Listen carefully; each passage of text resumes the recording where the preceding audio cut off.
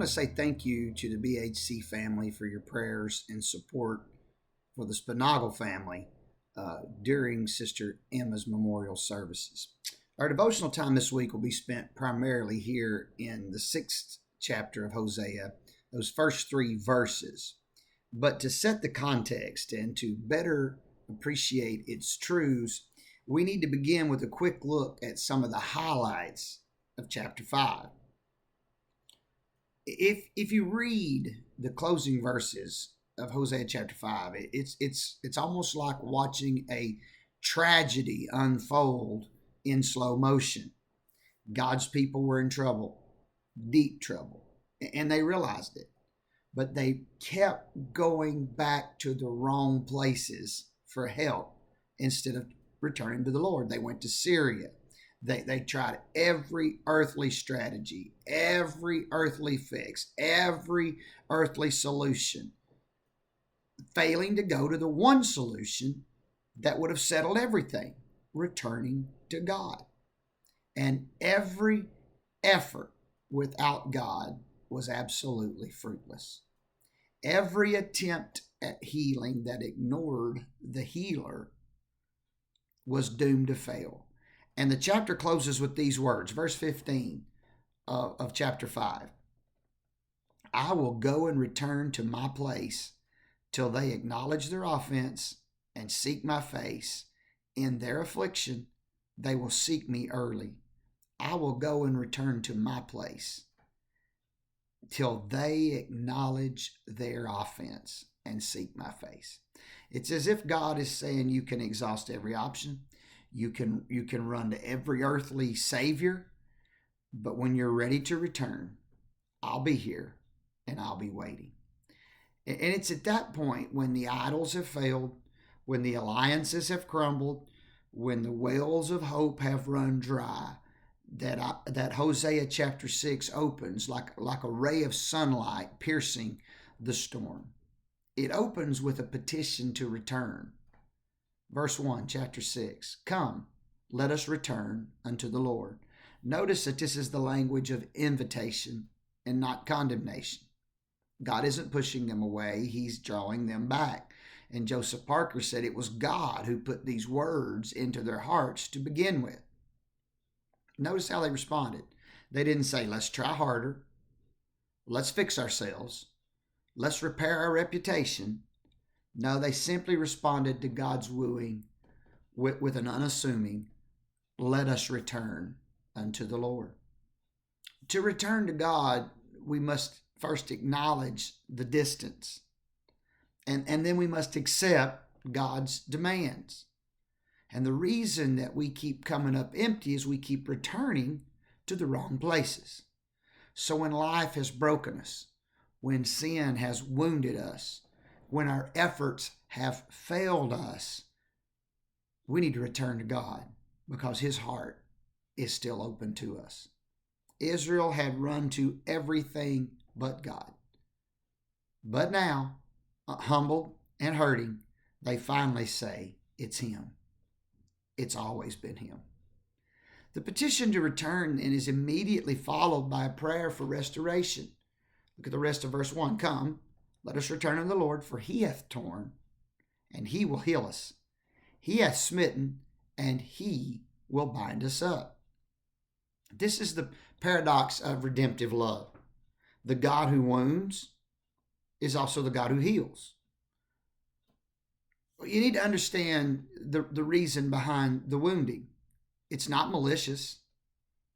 It's merciful.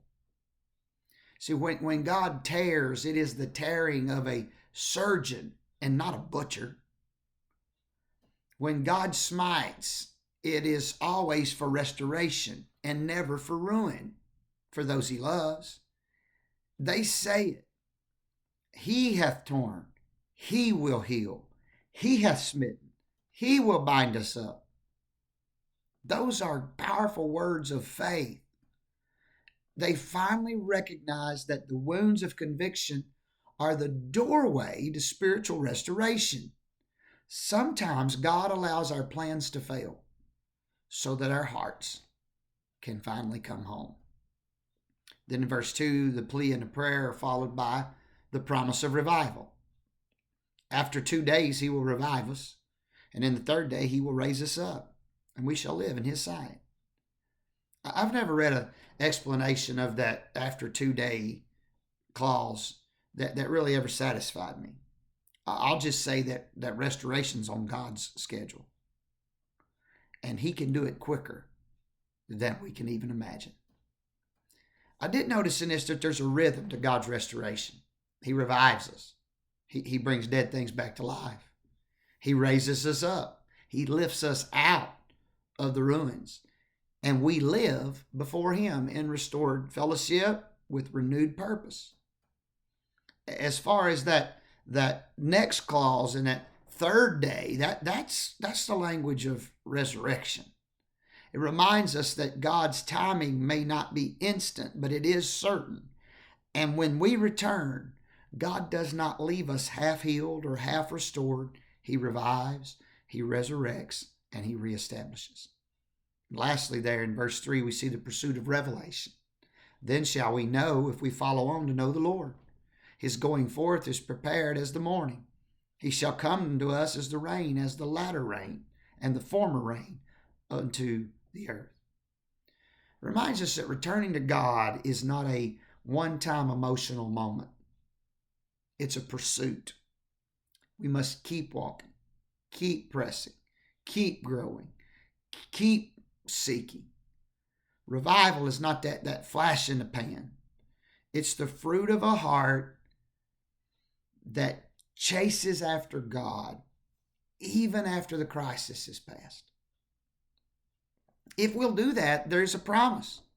His going forth is prepared as the morning. Just as surely as the sun rises, God meets the hearts that return to him. Look at that phrase, he shall come to us. That's a beautiful picture of grace.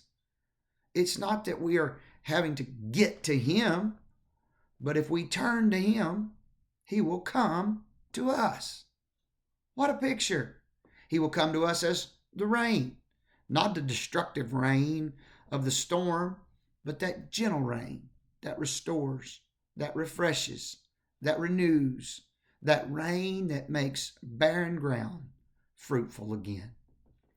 Hosea 5 ends with warnings, wounds, and wasted efforts. Israel had tried everything, but chapter 6 begins with one word that changes everything. Come. It's that word to us today. The God who allowed their efforts to fail is the God who invites them back into healing, back into revival, back into a restored relationship. And again, that message is the same for you and I today. Come. When life has let you down, come. When plans have fallen apart, come. When you've run in the wrong direction, turn around and come home. The God who tears is the God who heals. The God who convicts is the God who restores. And the God who calls us to return is the God who meets us with mercy and grace. God bless you this morning.